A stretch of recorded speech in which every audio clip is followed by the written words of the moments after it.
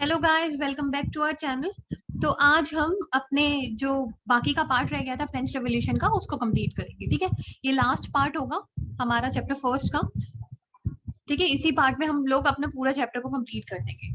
तो जो टॉपिक्स बच रहे थे उसमें से हम पहला टॉपिक पढ़ेंगे, द अबॉलिशन ऑफ स्लेवरी, कि किस तरीके से स्लेवरी को अबॉलिश किया गया ड्यूरिंग द फ्रेंच रेवोल्यूशन। तो देखो होता क्या था, सबसे पहले मैं आपको बताती हूँ कि ये स्लेवरी इवॉल्व आउट कैसे हुई, ये स्लेव ट्रेड स्टार्ट कैसे हुआ। ठीक है, ये स्लेव ट्रेड स्टार्ट हुआ था 17th सेंचुरी में। कब स्टार्ट हुआ था? 17th सेंचुरी में स्टार्ट हुआ था। ठीक है, लेकिन ये स्टार्ट क्यों हुआ था और मतलब जरूरत क्या थी स्लेव ट्रेड की, तो हम उसको समझते हैं। देखो, जब आप देखोगे इधर नॉर्दर्न अमेरिका है और इधर साउदर्न अमेरिका है, और फिर यहीं पे आपको कुछ कैरिबियन सी आपको देखने के लिए मिल जाएगा, और यहाँ कैरिबियन कंट्रीज आ जाता है। मतलब ये वाला जो पार्ट है ये कैरिबियन होता है। कौन सा पार्ट है ये? कैरिबियन पार्ट है। ठीक है, कैरिबियन पार्ट है।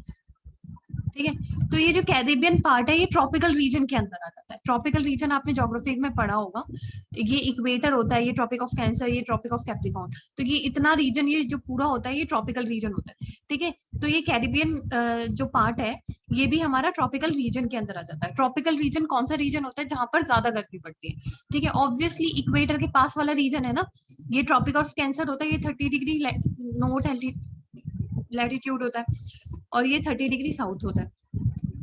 ठीक है, तो Tropic of Cancer, Tropic of Capricorn के बीच वाला जितना भी पार्ट है ये हमारा ट्रॉपिकल रीजन होता है। तो ट्रॉपिकल रीजन के अंदर ही ये कैरिबियन आता है। और यहाँ पर बिकॉज ये ट्रॉपिकल रीजन है तो यहाँ पर गर्मी ज्यादा होगी। ठीक है, और ज्यादातर आप देखोगे जो भी यूरोपियन कंट्रीज हैं, जितने भी आपको ये पूरा का पूरा जो यूरोप आपको इधर की तरफ देखने के लिए मिलेगा, ईस्ट साइड में, ये पूरा का पूरा मान लो ये यूरोप है। ठीक है, ये ऊपर ही ऊपर है, ये ट्रॉपिकल रीजन से ऊपर ही आता है। ठीक है, तो यहाँ पर बहुत ज्यादा ठंड है। ठीक है, यहाँ पर ठंड है, यहाँ पर बहुत ज्यादा गर्मी है, और यूरोप की यहाँ पर कॉलोनीज है। ठीक है, यूरोप की यहाँ पर कॉलोनीज है, और वहां पर उन कॉलोनीज से वो जो कॉलोनीज है वो किस चीज की सप्लायर है? टोबाको, इंडिगो, शुगर, कॉफी, ये सारी चीजें ये कॉलोनी सप्लाई करती है। किसको? यूरोप को सप्लाई करती है। और ये चीजें बहुत इंपॉर्टेंट है इकोनॉमिकली। अगर आप देखोगे तो ये चीजें बहुत इंपॉर्टेंट है, ये यूरोप को चाहिए ही चाहिए अपने कॉलोनी से। तो अपनी कॉलोनी से ये सारी चीजें चाहिए, उसको एक्सट्रैक्ट करनी है यहाँ पर, इन सारी चीजों को मतलब ये सारी चीजें यहाँ पर लगानी है। तो ऑब्वियसली कोई तो मतलब वहां पर वर्कर्स तो होने चाहिए ना, जो काम करेंगे, जो इन सारी चीजों को ग्रो करेंगे। तो वहां वर्कर्स तो होने चाहिए। अब यूरोपियंस यूज टू नहीं है ऐसे इन्वायरमेंट में, ट्रॉपिकल इन्वायरमेंट में रहने की यूज टू नहीं है। कौन? यूरोपियंस। तो उन लोगों ने क्या करना शुरू कर दिया? उन लोगों ने स्लेव ट्रेड करना शुरू कर दिया। उन्होंने स्लेव्स उठाने शुरू कर दिए। कहाँ से उठाए उन्होंने? अफ्रीका से उठाए। ठीक है, जैसे सपोज करो ये यूरोप है, ये एशिया है, इधर अफ्रीका है, तो यहाँ से अफ्रीका से उन्होंने स्लेव्स उठाने शुरू कर दिए। तो ये ऐसे इस तरीके से ट्रायंगुलर स्लेव ट्रेड हो गया। इधर ये अमेरिका था, इधर इनकी कॉलोनीज वगैरह थी, इधर इनका यूरोप हो गया, और यहाँ से ये अफ्रीका। तो अफ्रीका से ये स्लेव्स ले जाते, यहाँ पर इनके कुछ पोर्ट्स वगैरह थे, वहां पर क्या होता? स्लेव्स वगैरह को बेचा वगैरह जाता है, स्लेव ट्रेड होता है यहाँ पर। ठीक है, फिर यहाँ से जहां पे भी जरूरत होती है स्लेव्स की, वहां पर उन स्लेव्स को ले जाया जाता है और वहां पर उनसे काम कराया जाता है। ठीक है, इस तरीके से ये लोग करते हैं। तो यहाँ से स्लेव ट्रेड स्टार्ट हुआ, और ये स्टार्ट हुआ था 17th सेंचुरी के अंदर। तो देखो, the unwillingness of Europeans to go work in the colonies in the Caribbean which were important suppliers of commodity. तो दूसरी चीज अनविलिंगनेस, वो वहां पर जाना भी नहीं चाहते थे यूरोपियंस, इतनी दूर जाना, भाई उनकी फैमिली यहाँ पर है, ठीक है, सब कुछ उनका यहाँ पर है, उसके बाद फिर यहाँ पर जाना वो नहीं चाहते थे। वो वहां पर जाएं और जाके काम करें अपनी कॉलोनीज के अंदर। तो इसीलिए उन्होंने ये रास्ता अपनाया जिसमें कि वो लोगों को उठा के ले आते थे अफ्रीकन कोस्ट से, और यहाँ पर लाके कुछ पोर्ट्स वगैरह में उन लोगों को बेच देते थे, और फिर जिसको भी जहां जहां जरूरत है वहां पर उनको ले जाया जाए और काम करा लो वहां ले जाके। ठीक है, तो इस तरीके से स्लेव ट्रेड इवॉल्व हुआ धीरे धीरे। ठीक है, समझ आया? अब है French merchant sailed from their ports to the African coast where they bought slaves from local chieftains. तो वही बोल रखे हैं। ठीक है, वो अपनी पोर्ट्स से कहाँ जाते थे? अफ्रीकन कोस्ट में जाते थे, और अफ्रीकन कोस्ट से फिर वहां से वो स्लेव्स लेके आते थे और फिर अपने पोर्ट पे जाके वो बेचते थे। Branded and shackled, the slaves were packed tightly into the ships for the 3 months long voyage across the Atlantic to the Caribbean. अब ये जो ओशन है यहाँ पर, ये कौन सा है? अटलांटिक ओशन है, ठीक है। ये जो बीच में ये जो ओशन है, ये पूरा अटलांटिक ओशन है, ठीक है। तो अटलांटिक में कैरिबियन तक उनको ले जाया जाता था, शिप्स के अंदर ले जाया जाता था पैक करके, ठीक है। उन्हें बांध के शेकल्ड करके रखते थे, ठीक है। ब्रांडेड, उनके ऊपर मार्क वगैरह भी डाल देते थे, ठीक है, सो दैट कि आप आराम से रिकॉग्नाइज कर सको कि मतलब उनको आराम से रिकॉग्नाइज किया जा सके एज एन स्लेव, ठीक है। मतलब ये कोई इंसान है, तो उसके ऊपर कोई मार्क दे देना, उसको बोलते हैं ब्रांडिंग कर देना। जैसे आइटम्स को ब्रांडेड करते हो ना, कोई भी कंपनी है वो किसी एक आइटम को कोई ना कोई ब्रांड, मतलब ब्रांडिंग का मतलब क्या होता है? उसको कोई नाम दे देना, उसको किसी पिक्चर से दिखाना, रिप्रेजेंट करना, ठीक है, उसको ब्रांडिंग बोलते हैं। तो ऐसे ही स्लेव्स के साथ भी किया जाता था, ठीक है। There they were sold to plantation owners, वहां पर उन्हें फिर प्लांटेशन ओनर्स को बेच दिया जाता था। The exploitation of slave labour made it possible to meet the growing demand in the European markets for sugar, coffee and Indigo.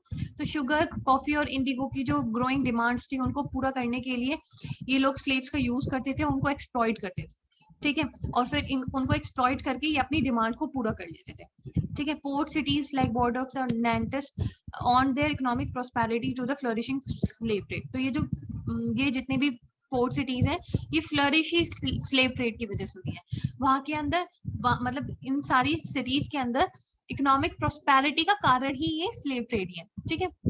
The National Assembly had long debates for about whether the rights of the man should be extended to all French subjects, including those in the colonies. तो मैंने आपको बताया था French revolution में कि पहले क्या थी?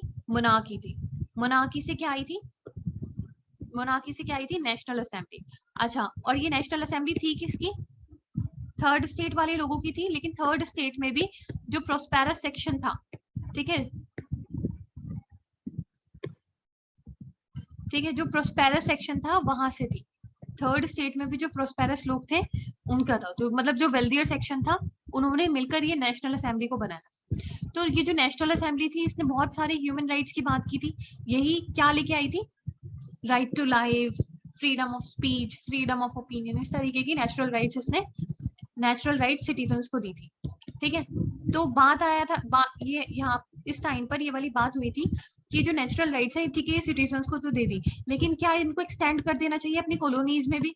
मान लो फ्रेंच है, मतलब हम फ्रेंच रेवोल्यूशन की बात कर रहे हैं, तो एक फ्रांस है, तो ये तो एक यूरोपियन कंट्री है, लेकिन इसकी कॉलोनीज तो कहीं है, यहाँ पर कॉलोनी है, यहाँ पर कॉलोनी है, ठीक है। ये वहां पर एडमिनिस्ट्रेशन तो इसी के थ्रू हो रहा है ना। ये अपने सिटीजन्स को कुछ राइट्स दे रहा है, तो यहाँ पे कॉलोनीज में कोई राइट्स नहीं मिलेगी क्या? और दूसरी चीज, चलो वो भी छोड़ो, लेकिन इसने जो स्लेव्स खरीदे हैं, ठीक है, अब वो तो इसी के अंडर काम कर रहे हैं, तो क्या उनके पास कोई राइट्स नहीं होंगी क्या? तो इसीलिए बहुत ज्यादा लॉन्ग डिबेट्स हुई कि ये जो राइट्स हैं मैन की, इनको एक्सटेंड कर देना चाहिए हर जगह, मतलब कॉलोनीज में भी एक्सटेंड कर देना चाहिए या नहीं कर देना चाहिए। इसके ऊपर बहुत ज्यादा डिबेट्स हुई, लेकिन नेशनल असेंबली के टाइम पर ये जो स्लेव ट्रेड था, इसको कभी अबॉलिश नहीं किया गया। क्यों नहीं किया गया? क्योंकि ये वेल्दियर सेक्शन से, मतलब इसके अंदर जो लोग थे, नेशनल असेंबली के अंदर लोग थे, वो वेल्दियर सेक्शन से थे, और वेल्दियर सेक्शन से थे तो कहीं ना कहीं जो बड़े बड़े बिजनेसमैन वगैरह थे, उनके इन्फ्लुएंस में ये नेशनल असेंबली काम कर रही थी। और जितने भी बिजनेसमैन वगैरह थे बड़े बड़े, उन्हें तो स्लेव ट्रेड से फायदा हो रहा था ना, तो फिर वो कैसे कर सकते थे? जब उन्हें स्लेव ट्रेड से फायदा हो रखा था, तो फिर वो स्लेव ट्रेड को अबॉलिश थोड़ी ना करते। तो लेकिन बात वहां पर बहुत ज्यादा हुई थी, नेशनल असेंबली के टाइम पे डिस्कशंस हुए थे, लेकिन कुछ ऐसी राइट्स नहीं मिली, अबॉलिशन नहीं हुआ स्लेवरी का, ठीक है। But it did not pass any loss, वही लिखा है, फियरिंग अपोजिशन फ्रॉम बिजनेसमैन, कि बड़े बड़े जो बिजनेसमैन हैं वो क्या करेंगे, इसको अपोज करेंगे, क्योंकि उनका बिजनेस किस पे डिपेंड करता है? स्लेव्स पर ही डिपेंड करता है, ठीक है। Whose incomes depended on the slave trade. अब आता है जैकोबियन रिजाइन। तो हमने बोला था नेशनल असेंबली के बाद कौन आया? जैकोबियन आता है, जैकोबियन क्लब आया था, ठीक है, जो क्या लेके आया? कन्वेंशन। उसकी फॉर्म ऑफ गवर्नमेंट का क्या नाम था? कन्वेंशन, ठीक है। तो जैकोबियन रिजाइम आया 1794 में, उसने स्लेवरी को अबॉलिश कर दिया। उसने क्यों कर दिया? क्योंकि आपको पता है ये जो जैकोबियन क्लब था, ये भी थर्ड स्टेट के मेंबर्स ने ही बनाया था, लेकिन ये लोअर स्ट्रेटा के जो लोअर सेक्शन था सोसाइटी का, उन लोगों के थ्रू ये क्लब बनाया गया था, ठीक है। तो इसीलिए उन्होंने क्या किया? स्लेवरी को अबॉलिश कर दिया था। However, 10 years later, Napoleon reintroduced slavery. तो हमने देखा था नेपोलियन के बाद क्या आया, डायरेक्टरी आई, ठीक है। डायरेक्टरी के बाद हमने देखा कि फिर क्या कौन आ गया था, नेपोलियन बोनापार्टे आ गया था। तो नेपोलियन बोनापार्टे ने फिर से इसको क्या कर दिया, रीइंट्रोड्यूस कर दिया। नेपोलियन बोनापार्टे के बारे में थोड़ा सा हम आगे पढ़ेंगे, तो लेकिन उसने आप देखोगे रीइंट्रोड्यूस कर दिया। तो देखो पहले यहाँ पर स्लेव ट्रेड था, मोनार्की के टाइम पे स्लेव ट्रेड था, हाँ था। नेशनल असेंबली के टाइम पे था, हाँ था। नेशनल असेंबली ने डिबेट की कि हमें इसको अबॉलिश कर देना चाहिए या नहीं करना चाहिए। डिबेट्स चलती रही बट इन एक्शन कुछ नहीं किया गया, ठीक है। जैकोबियंस के टाइम पर था स्लेव ट्रेड, नहीं था। स्लेव ट्रेड को अबॉलिश कर दिया गया। क्या कर दिया गया, अबॉलिश कर दिया। डायरेक्टरी के टाइम पे भी अबॉलिश्ड ही रहा। उसके बाद नेपोलियन बोनापार्टे आए, उन्होंने वापस से इसको इंट्रोड्यूस कर दिया, ठीक है। Slavery was finally abolished in French colonies. फिर जाकर कहीं 1848 में, 19th सेंचुरी में स्लेवरी को अबॉलिश किया गया। उसके बाद से फिर से स्लेवरी नहीं आई, ठीक है। 1848 में फाइनली उसको अबॉलिश कर दिया गया। समझ आया स्लेवरी का? तो स्लेव सबसे पहले हमने एक बार इसका हम देख लेते हैं। स्लेव्स हमें चाहिए क्यों थे, ये समझ आया। नीड कैसे अराइज हुई, ठीक है। मतलब किसी भी चीज की जरूरत पड़ती है ना, तो स्लेव्स की जरूरत क्यों पड़ी, ठीक है। तो वो हमने देखा। उसके बाद हमने देखा कि ये जो स्लेव ट्रेड था ये शुरू कैसे हुआ, ये ट्रायंगुलर स्लेव ट्रेड था, ठीक है। उसके बाद हमने देखा कि लोगों को मतलब किस तरीके से टाइटली शिप के अंदर पैक करके ले जाया जाता था, ठीक है। उनसे काम कराया जाता था, उनको एक्सप्लॉइट किया जाता था, ठीक है। उसके बाद हमने देखा कि कौन कौन से डिफरेंट फॉर्म्स ऑफ गवर्नमेंट हमारी फ्रेंच रेवोल्यूशन के टाइम पर आई थी और उन्होंने स्लेव ट्रेड को लेके क्या क्या डिसीजंस लिए, ठीक है। अब नेक्स्ट टॉपिक हमारा आता है the revolution and the everyday life, कि रिवोल्यूशन और उसका एवरीडे लाइफ पर क्या इम्पैक्ट पड़ा, ठीक है। So after the storming of the Bastille in the summer of 1789 was the abolition of censorship. तो देखो पहले क्या था, पहले सेंसरशिप थी। सेंसरशिप क्या होता है, सेंसरशिप होता है, सपोज करो मैंने एक आर्टिकल लिखा है, ठीक है। एक आर्टिकल लिखा है और वो कुछ भी लिखा है मैंने, सपोज करो मैंने डेमोक्रेटिक राइट्स के बारे में लिख दिया, डेमोक्रेटिक राइट्स के बारे में एक आर्टिकल लिखा है और मैं चाहती हूँ ये आर्टिकल न्यूज़पेपर के अंदर पब्लिश हो जाए, न्यूज़पेपर के अंदर पब्लिश हो जाए। तो पहले क्या होता था, सेंसरशिप होती थी। तो सेंसरशिप में क्या होता है कि जो सेंसर्स होते हैं, जो भी है, सपोज करो किंग ने किसी को अपॉइंट किया गया है, किंग ने किसी को अपॉइंट कर रखा है, मोनार्की की हम बात कर रहे हैं सबसे पहले क्योंकि मोनार्की थी। तो मोनार्की में किंग ने किसी को अपॉइंट कर रखा है कि आप चेक करोगे कि जो भी चीजें पब्लिश होंगी आप उसको चेक करोगे, और अगर वो हमारे अकॉर्डिंगली है, ठीक है, जैसा हम चाहते हैं वो उस तरीके की है, देन आप उसको परमिशन दो कि वो पब्लिश हो जाएगी, अदरवाइज वो पब्लिश नहीं होगी। तो पहले ये सारी चीजें थी, पहले सेंसरशिप थी। तुम कुछ भी ऐसे ही प्रिंट नहीं कर सकते, तुम किसी भी चीज को प्रोपगेट नहीं कर सकते, ठीक है। तो वो सेंसरशिप थी। लेकिन जब स्टॉर्मिंग ऑफ बेस्टाइल हुआ, तो आपको पता है ये स्टॉर्मिंग ऑफ बेस्टाइल हुआ 1789 में, और इससे क्या हुआ, इससे नेशनल असेंबली आई थी, ठीक है। इससे नेशनल असेंबली आई और नेशनल असेंबली बहुत सारे डेमोक्रेटिक रूल्स लेके आई, ठीक है। बहुत सारे राइट्स लेके आई, नेचुरल राइट्स का जिसे नाम दिया गया, declaration of rights of man के अंदर जिसको डाला गया, तो बहुत सारे राइट्स वो लेके आई थी। तो उसके अंदर हमने देखा कि एक राइट था अबॉलिशन ऑफ सेंसरशिप का, ठीक है। अब सेंसरशिप और कुछ नहीं थी, आप वो जो आपको जो मन करे आप वो प्रिंट करा सकते हो, आपको freedom of opinion, freedom of speech, freedom of press आपको मिल गया था, ठीक है। The declaration of the rights of man and citizens proclaimed freedom of speech and expression to be a natural rights. तो ये जो declaration of rights of man and citizen है, इसके अंडर नेचुरल राइट का पार्ट बना दिया किसको, freedom of speech and expression, कि आप कुछ भी बोल सकते हो, कुछ भी एक्सप्रेस कर सकते हो, ठीक है। Newspaper, pamphlets, books and printed pictures flooded the towns of France from where they travelled rapidly into the countryside and described and discussed the events and changes take place in the France. तो बोल रहे हैं कि बहुत सारे newspaper, pamphlets, books और जो भी प्रिंटेड पिक्चर्स थी, वो उस मतलब ये सारी चीजें बहुत ज्यादा flooded the towns of France, की ये सारी भर चुकी थी, ठीक है। ये क्या होती थी, ये कंट्री साइड जाती थी, मतलब पूरी कंट्री के अंदर जा रही है, कंट्री साइड जा रही हैं, और वो क्या डिस्कस कर रही है, इवेंट्स और चेंजेस जो फ्रांस के अंदर हो रही है। तो मतलब सब कुछ छापने की अनुमति मिल गई थी, एक तरीके से परमिशन मिल गई थी।